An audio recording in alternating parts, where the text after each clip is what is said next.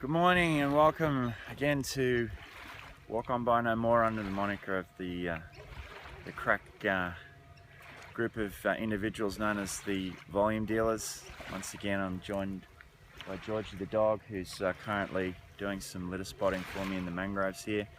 Our location today is around the Toondah Harbour precinct, which, as you know, is very topical at present in relation to what is proposed to engulf this entire ecosystem, Cassam Island, mangrove enclaves around the ferry terminal right up to Oyster Point, where we were last week. As you know, we picked up many bags of discarded litter in the mangrove enclave at Oyster Point. Well, we've decided to come down to G. Walter Park and begin our cleanup efforts here this morning, and hopefully it'll also give you an indication of just the natural beauty which is prevalent at Toondah Harbour, and we believe that not one mangrove should be felled for any development at this site.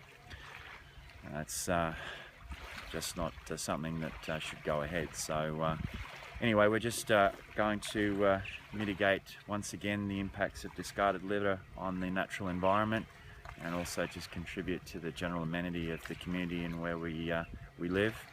And so it's good to have your company again this morning, and I hope in the 7 days that have elapsed since our last cleanup efforts, you may have been compelled to contribute in your local area, wherever you live on this planet. So I won't do a great deal of talking today.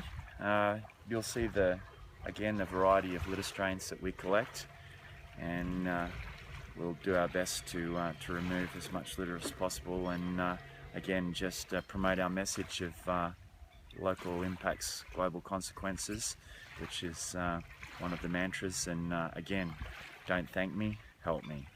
So we'll get started, and again, thank you for being part of our Walk On By No More live streaming cleanup at G. Walter Park, Toondah Harbour precinct this morning. So thank you. This is our first little piece of discarded litter, so it's a good start.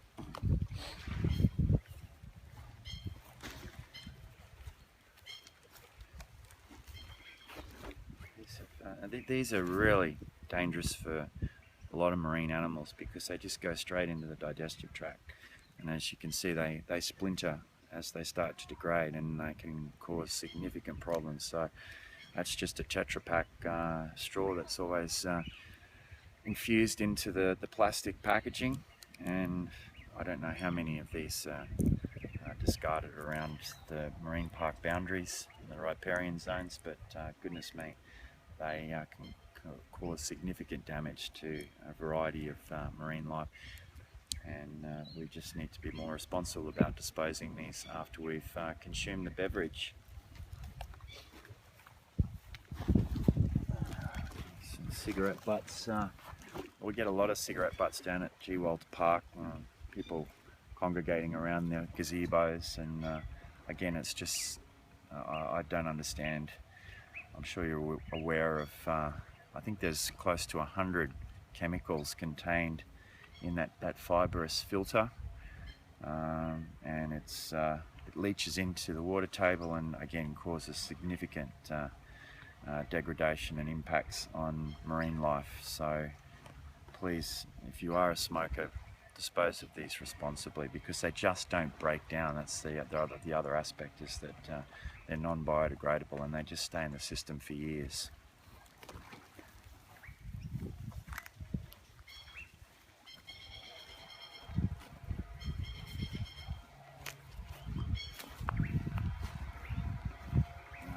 The Oki strap, it's another piece of litter that we find frequently. As you know, they're used for a variety of uses, but when they start to break down, unfortunately, again, they just get hurled out of car windows or out of boats. And as you can see, this is what turtles mistake for small marine creatures, and when they're floating in the water, they look quite appetizing, and that again will block the digestive tract of the three main species of turtles we have in Moreton Bay, as I mentioned last week, the green loggerhead and hawksbill turtles. So please dispose of these responsibly also. lollipop, yeah, obviously it wasn't as appetizing as the person who purchased it thought it was going to be, and unfortunately didn't make it to the end of remnant lollipop anyway.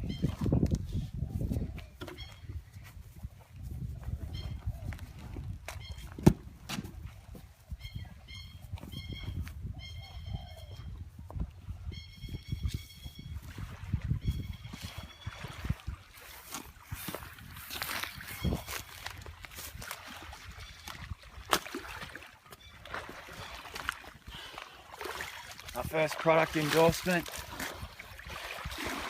Hello to everybody up at Castlemaine Street. It's now we're coming into summer, so we'll be seeing a lot of this particular promotion from our friends up at Castlemaine Street. So again, we'll probably collect hundreds of these throughout the marine park throughout the spring-summer holiday period, which is unfortunate, but again, just a sobering reality of where these end up.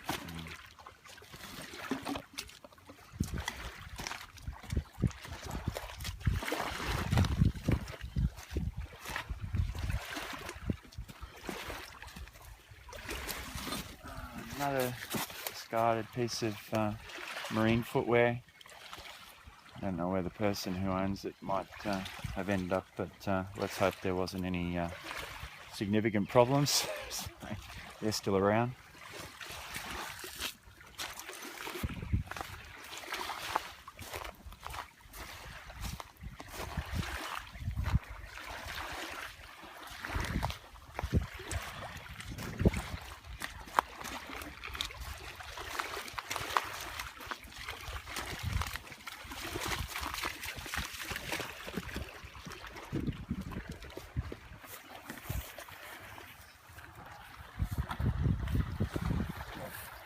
Not much, but it's still here, shouldn't be here. It's probably something we should talk about, is that when council are engaged to maintain these parks and recreation areas, we get mower crews down here. I think there's a lot of subcontracting goes on now with council, so generally they are supposed to come down and actually clear the area before the mowers come in. But invariably, obviously, some pieces of litter are missed. You can see that was an aluminium can, and it's been cut by the blades. So again, in terms of a potential litigious situation for council, they need to be more cognizant that when these places are mowed and maintained, that the rubbish is removed, because that's quite a dangerous piece of remnant aluminium, which could easily slash a young foot or a mature person's foot. So if council are watching this morning, we've got evidence of shredded aluminium cans. So again, you need to be more cognizant of making sure that all of these potential risk items are removed before any mowing commences. So it's volunteers like myself do our best, but again, when you're managing these, you have to make sure that this litter is removed before the mowers come in. So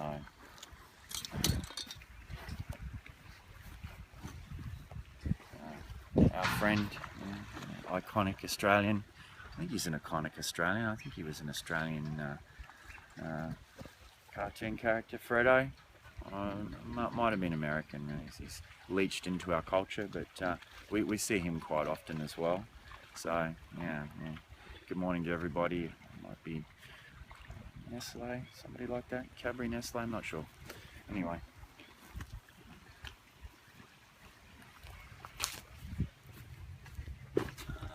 More cigarette butts, and oh yeah, these are becoming more of an issue. I think that they're moisture absorbing satchels in certain foodstuff packaging. Again, it's just another piece of litter that's just being irresponsibly discarded, and we could probably get that analysed and find that there's a myriad of chemicals in there which would be harmful to the water table and to the marine environment. So again, people who are discarding these need to be so much more responsible about disposing of them and ensuring that they're not left in the natural environment.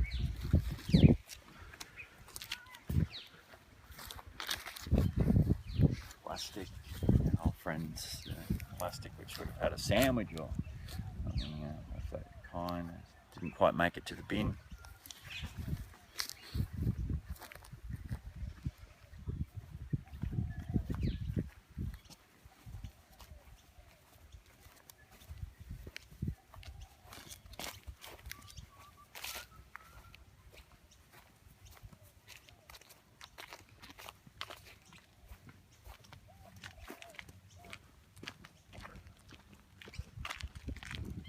So we have the Grandview Hotel up on this ridge here, and there's a car park up there, and quite often there's a lot of litter gets blown down onto this hillside. The council in recent times have made some efforts here to re-establish some vegetation to prevent erosion and this soil running down into the stormwater systems and out onto the beach there.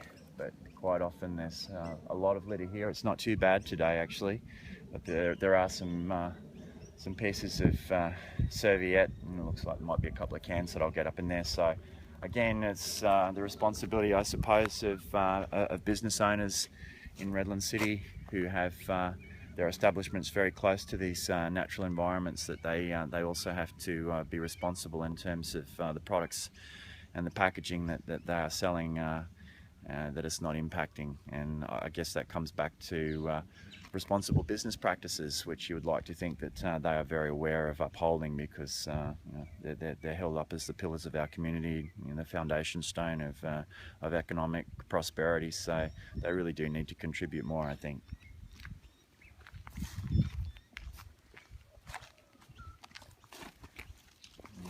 Plastic straws. Oh, these things, my goodness, these little satchels of are they sauce that come with oh, it's even got the mighty arch. I don't know if we can get that on camera, but yeah, it's one of the Arch's products. And again, these just get discarded, and you can see they just don't break down. Again, you'd think that there would be some kind of legislative requirement that if you're producing thousands or tens of thousands of these, that they would be made of biodegradable materials, because they just don't break down in any shape or form that is not going to impact. Again, if it ends up through the stormwater culvert and out on the beach, well, there's the potentiality for a marine animal to ingest this.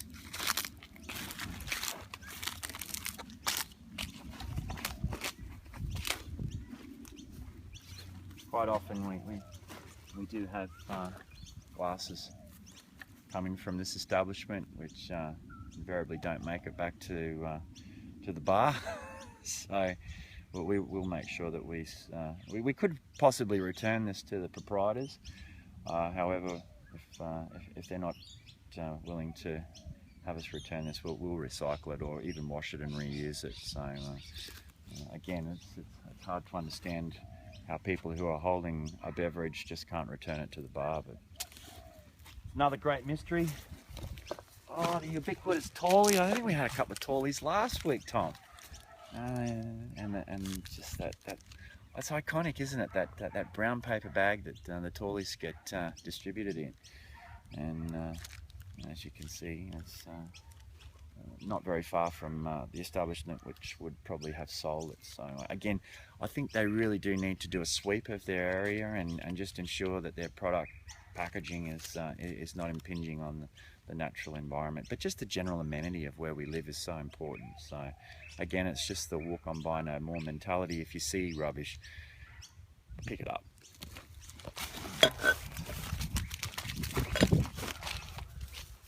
Yeah, another discarded alcoholic beverage. The product endorsement. It was quite refreshing. and it just set my soul on fire. But it just didn't compel me to take it to the bin and dispose of it responsibly. So perhaps it was just the alcohol content. What is it? 4%. Maybe I was just a little delusional after consuming the products of this can.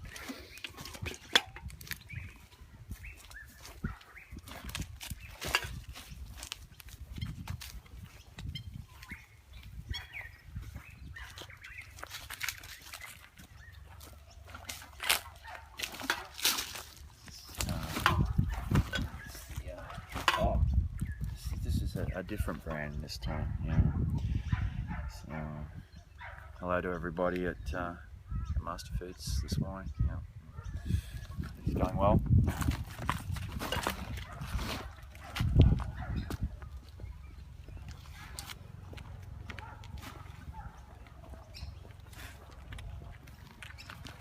It's quite heartening this morning because normally this car park is just sullied by discarded fast food packaging, and it's quite tidy this morning, so at least that's something to be optimistic about, that at least this weekend there hasn't been the volumes of litter accumulating at G. Walter Park. However, as you can see, we're still collecting litter, but not to the levels of previous visits, so that's at least a positive.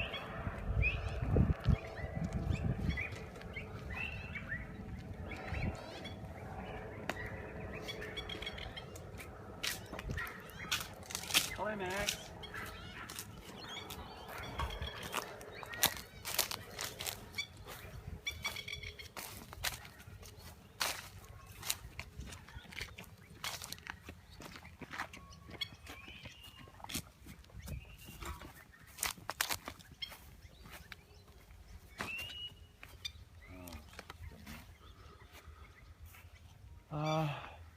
McDonald's Tingalpa.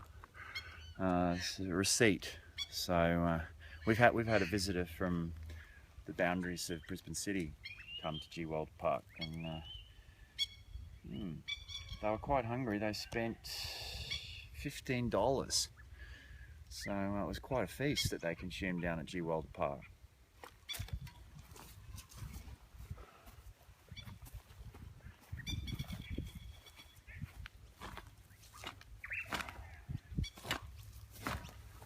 Ah, one of my favourites from the 70s, Tom, Scooby-Doo. Where are you? The mystery, was it the Mystery Machine? And Daphne, Fred, Shaggy. Scooby's still out there.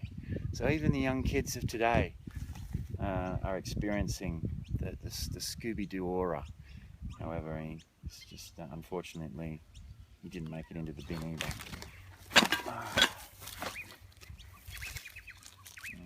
Streets. I think that might be Nestle. I think that's probably one of our big corporate rockers. The Magnum, it's synonymous, isn't it? It's been one of the more popular ice creams in recent times. As Neil Young said, this note's for you. Sponsored by nobody. Neil might be watching. Good morning, Neil. Neil's currently staging a campaign against genetically modified foods. His last album is dedicated to that particular issue. So good work, Neil. Maybe we need to converse with Neil and say perhaps the next album could be about discarded litter. Although the line in Rocking in the Free World certainly dealt with that. Got styrofoam boxes for the ozone layer. So he's very aware of it.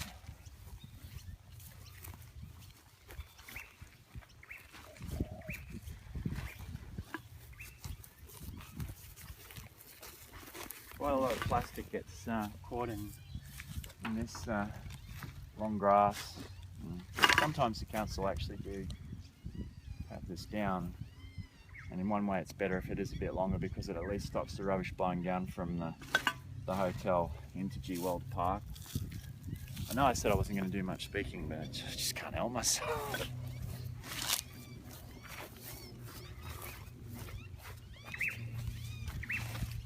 Oh, yeah, one of our product endorsement there. It's a major brand of coffee supply. A lot of coffee drunk now. I don't know, I just don't like it. It's bitter and it doesn't taste nice. Does it, George? Plastic packaging of some description. Sultanas, the healthy alternative. Ah, this goes with our receipt from McDonald's Tingalpa. It's one of the cheeseburgers that was listed on the receipt.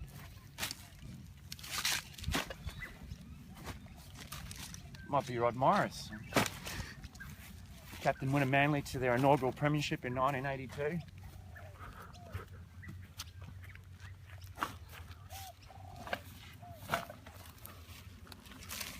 As I say, this whole embankment just holds a lot of litter, and so in one way it does a good job of stopping it blowing into the park. You have to look for positives everywhere, don't you, Tom?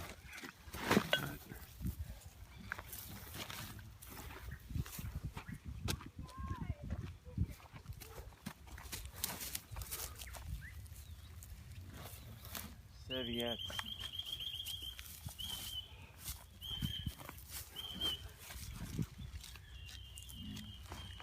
Somebody's Ray-Bans, Tom. Hundreds of dollars, just squandered.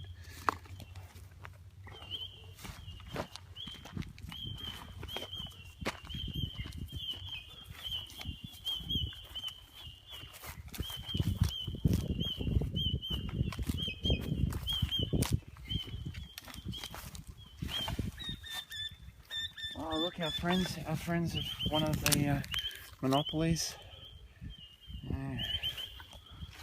What's their new? Sorry, it's cheap, isn't it? Something like that. I hope it's a native cheap that they're using. I hope it's not like an Indian miner chip. You can see this embankment does hold quite a bit of rubbish from our visitors and patrons to the establishment on the hill. This is one item that we probably should make reference, and that's the disposable lighters. Again, they're just never discarded responsibly, and they just litter parks and recreation zones in the marine parks. And as you can see, they're not just plastic, they're metal as well, so that rusts and leaches, and this plastic takes years to break down. There's no semblance of biodegradable material in this item, but how many hundreds of thousands of these are sold on a daily basis around this country? Yeah, it's another significant litter issue. Hello, George.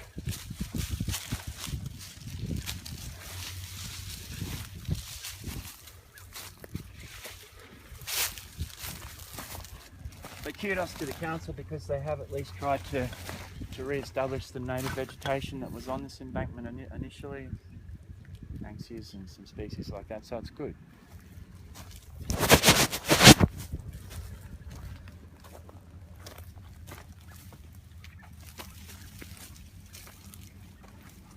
More paper and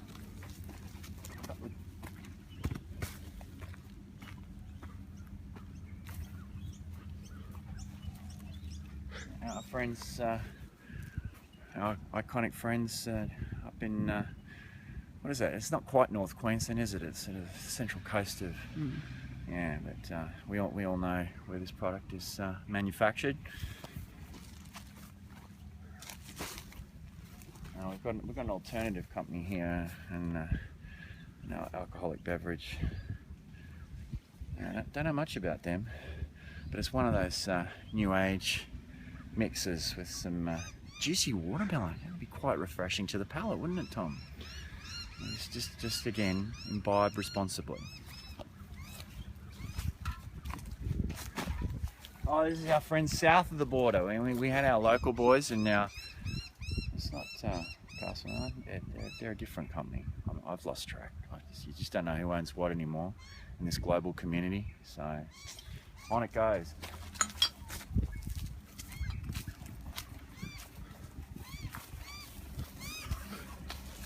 Another glass. Do you think we should go into them and offer these to return this time on camera, or do you think that's a bit brazen? Or you know, I'll take your advice on that one.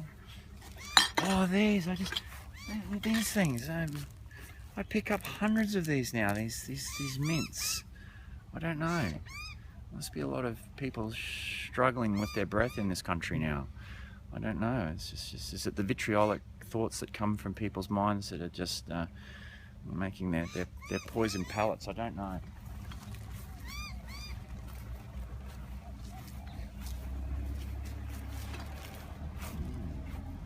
Ooh, that's one I'm not au fait with, but gee, premium strawberry lime. Oh, it's just, what a combination! It's just yeah, it's just beautifully conceived. To think of incorporating those particular fruits with an alcoholic beverage, it must be just mind-blowing. It sends you into an outer-worldly place.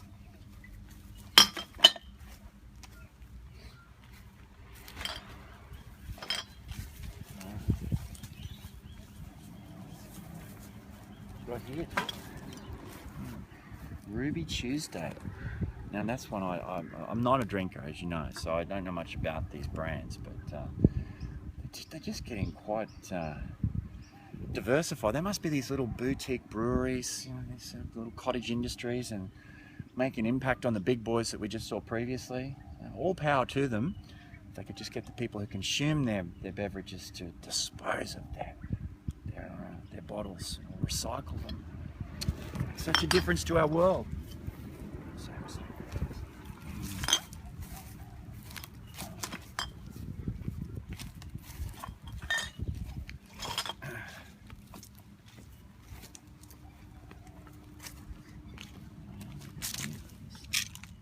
Oh, this is the metal container that houses these refreshing mints.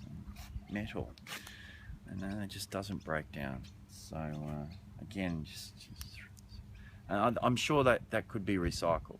I'm sure that could be recycled. So just needs to be thought of a little more.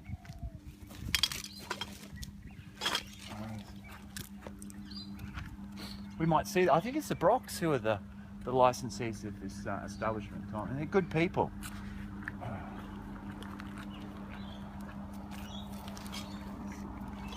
That's quite a popular one, isn't it? The kiddies like that one. It's almost like a more refined version of the Zupa Duper. Is that what we used to have in primary school? I think they're probably still out there. We had Sunny Boys back in the 70s. We had the Sunny Boys, but this is the modern incarnation, so.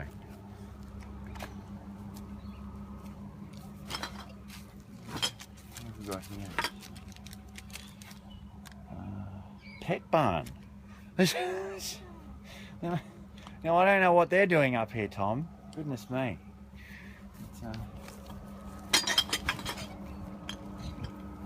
More glasses. A little bit of a party here. And butter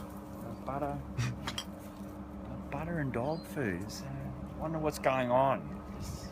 Exotic party, I can tell you. Again. What are these now? They're only $25 a packet. I don't know how people can do it.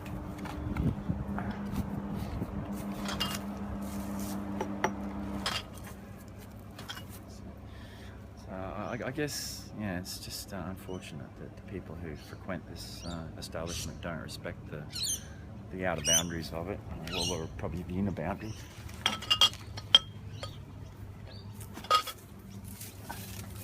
But I know the front of house here is always well maintained, but perhaps they just need to extend their catchment to ensure that I know it's not their responsibility to ensure their patrons dispose of their rubbish, but they have to contribute. They just have to contribute.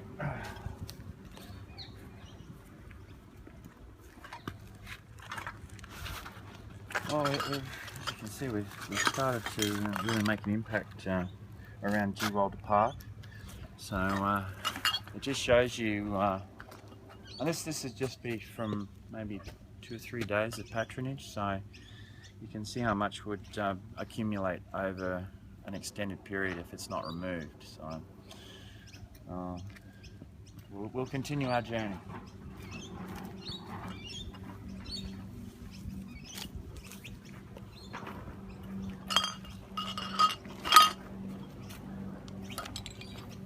We've got some glasses here, sir. Would you like them back?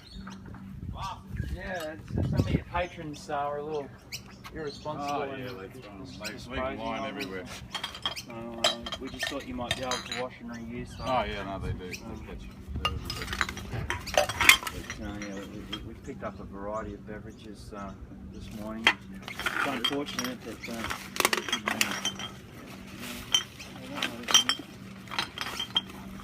there was one more in here somewhere. I'll have to find it and return it to you a little later. Yeah, we're just doing a clean up around G. Park and around the hotel here. Yeah. Trying to set a positive precedent for the community. You've been doing this for years. Oh, well, I have, yeah. Yeah, no, I've seen you for years doing it. Yeah. So, yeah. Well, very good. Thanks, well, bud. Enjoy your day. You too. Well, it was a nice outcome that we were able to return those couple of glasses that we found, Thomas. So, what do we got here? Evil twins. Can you imagine the meeting that they had at the advertising agency to promote? I can't even pronounce the brand. Evil twins. Now, what kind of campaign are we going to come up for the evil twins? My goodness, it's just another world. It's another world advertising. I take my hat. Well, I won't take it. Come on.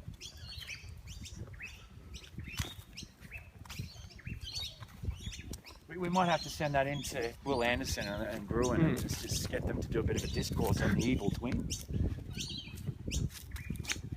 Georgie!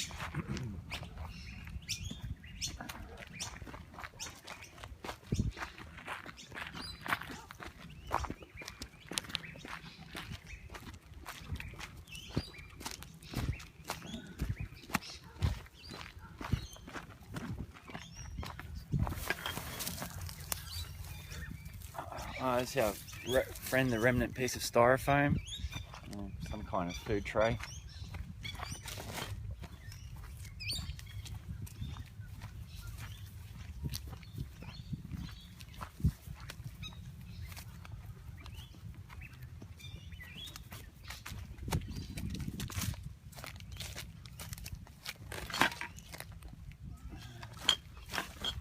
Milky Way.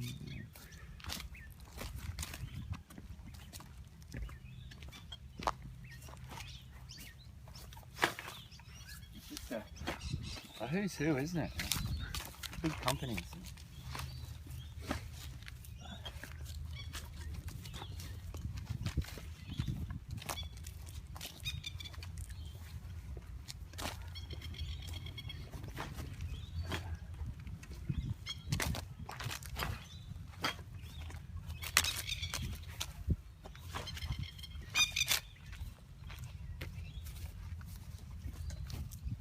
Oh, look, here's one for George. The spiky ball. Where are you, George? Look. Spiky ball. Still got it.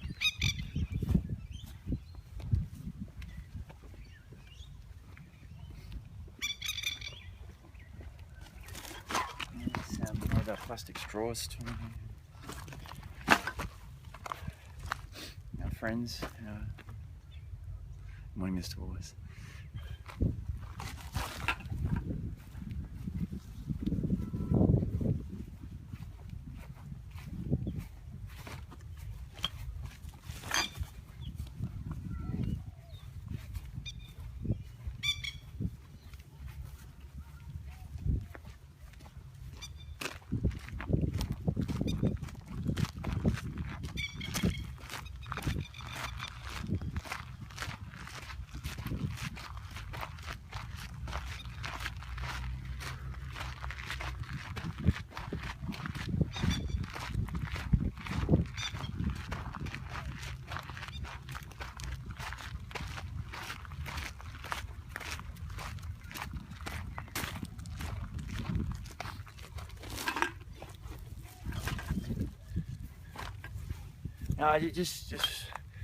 These are just small, what people would say are insignificant pieces of foam rubber.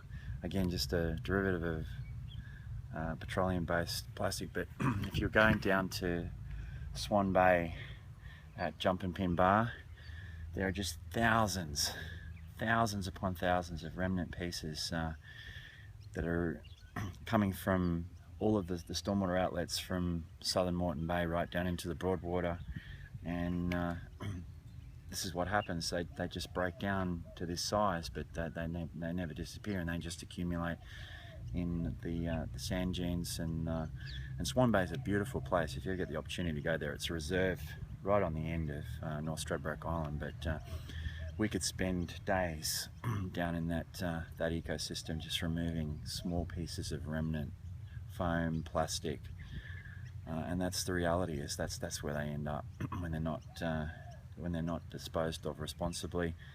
They do break down, as you can see. This looks like a piece of thong, but they don't break down completely, and then they just accumulate in those areas where there's a lot of tidal runs. So such an important issue again, and it's all to do with the issues of materials leaching out the chemical compounds. And we talked about the feminisation of our fish stocks at our last cleanup.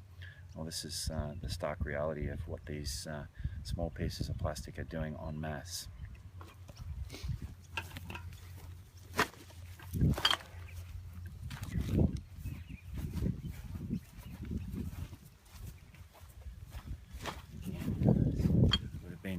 Perhaps something from a discarded or derelict crab pot.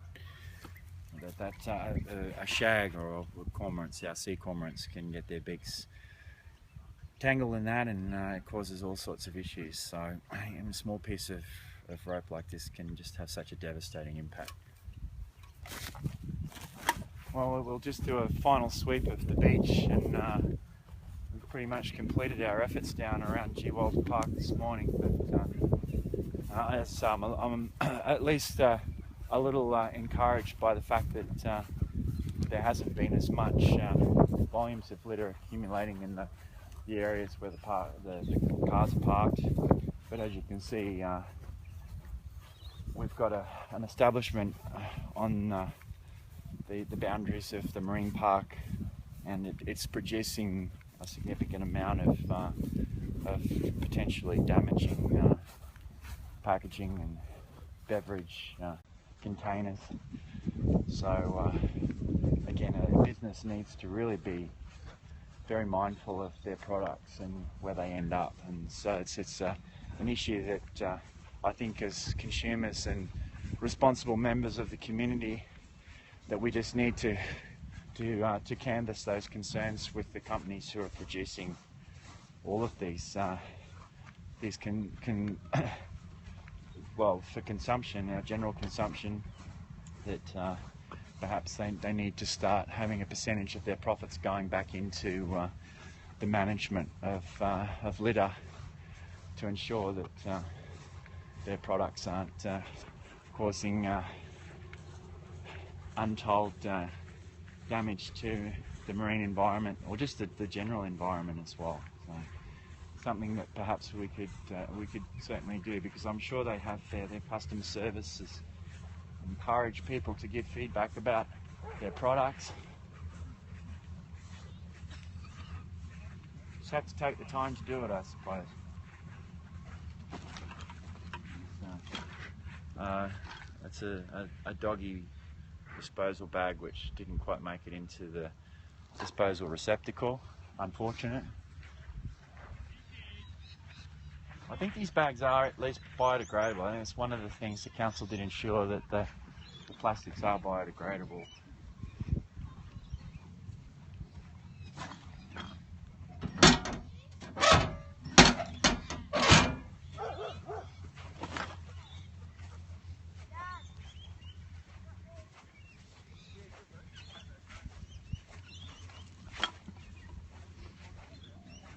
Hello there, young Judge.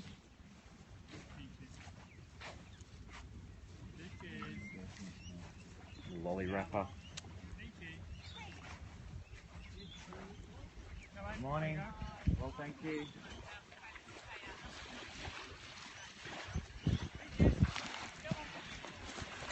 Just one of my favourite places in Redland City, Cassim Island. It's such an important site because it's an internationally recognised Ramsar site for migratory birds and also our endemic species. If you take the time and go over at high tide, and you'll just see the diversity of bird life, which uses that as its habitat. But other than that, it's just a beautiful place to go because the serenity and the peace that you find within a mangrove ecosystem is just unparalleled anywhere. So, as you know, it's potentiality for us to be looking in perhaps 2017 at a 400 berth marina at that location, and there's no way that ecosystem should be squandered for any development. So again, I implore you to converse with your local elected representatives and voice your vehement disapproval to any impacts on Cassim Island or these mangroves, because these mangroves are so significant as well. And for anybody who's a recreational fisherman, you must understand that if we continue to remove these ecosystems, well, this is a spawning ground which goes right down. We have a green zone that runs from the eastern side of Sandy Island. There's a red beacon in the distance there, and it runs right down to the mouth of Ephrapa Creek. Now, experienced pro crabbers will tell you that the channel that runs between Sandy Island and Cassim Island is so important because it actually diverts silt and nutrient down into the spawning grounds at Cox Bank, which is the green zone which has been put aside for spawning. And if there's a marina development here and an entrance channel affects the natural flow of the Sandy Island channel, well, it's going to have untold impacts on that spawning ground. And there's also a beautifully healthy regenerated brain coral reef on the eastern side of Cassim Island between the channel and Cassim Island. And again, we're getting juvenile snapper going in there to spawn. So again, it's a critical habitat that could just be entombed under concrete and dredging spoil. So it just cannot happen. You can beautify the terminal by all means, but leave the surrounding mangroves and Cassim and Sandy Island alone. Because Flinders, when Flinders came through Moreton Bay, he would have seen it as it is today. And it needs to be preserved, and by no means do we need a marina. And again, the rationale and the mentality behind putting a major marine facility in such an exposed location in Moreton Bay. We've had 3 vessels come ashore on Friday night with 25 to 30 knot winds that buffeted the anchorage at Point Halloran. If you put a breakwall out there, it's going to be constantly eroded by those prevailing winds, and there's a very strong current that runs through the Sandy Island Channel. On a spring tide, you can get up to a 4 knot flow through there.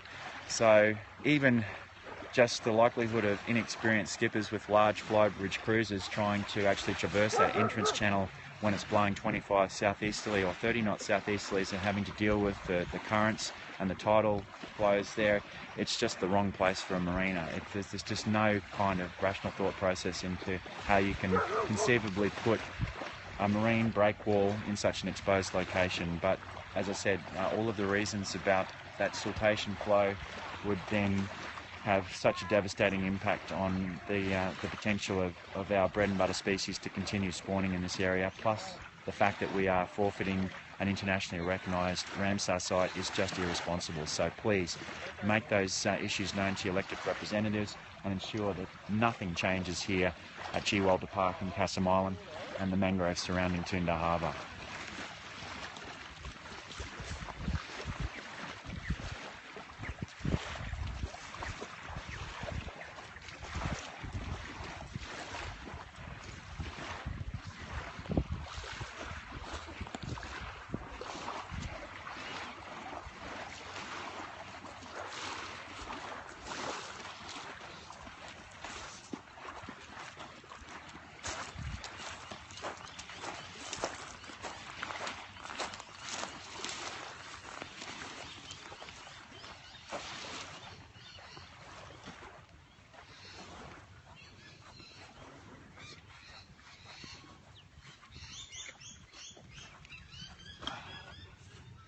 plastic cap for a pen.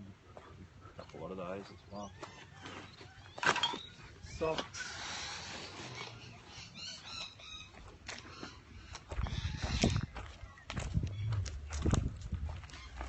This is probably coming from the bay somewhere. It's one of the jigsaw mats that you can piece together to form a large rubber surface for all sorts of applications. But again, it's obviously come off a boat and come into shore. So again, that will start breaking down over time, as we saw only 5 minutes ago. It'll end up being a small remnant piece.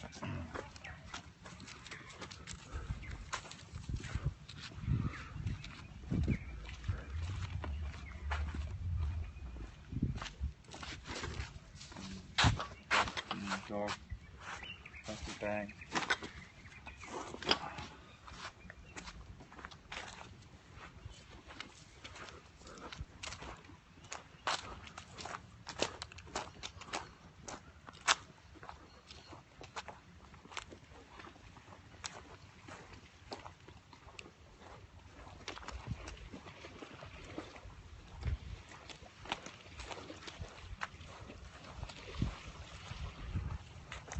Well, we're back to our starting point at the G. Walter Park precinct, and we've circumnavigated this area and removed all of the visible litter. And again, we've raised some pretty important issues about a myriad of subjects which pertain to the responsible management of this whole area. So again, thank you very much for your time this morning. If you've been able to join us on Walk On By No More, I appreciate the fact that you're following our initiatives in our litter removal activities. And again, I implore you to contribute wherever you live to the amenity and the preservation of not only the built environment, but especially the natural environment. So thank you very much for your time, and as always, walk on by no more.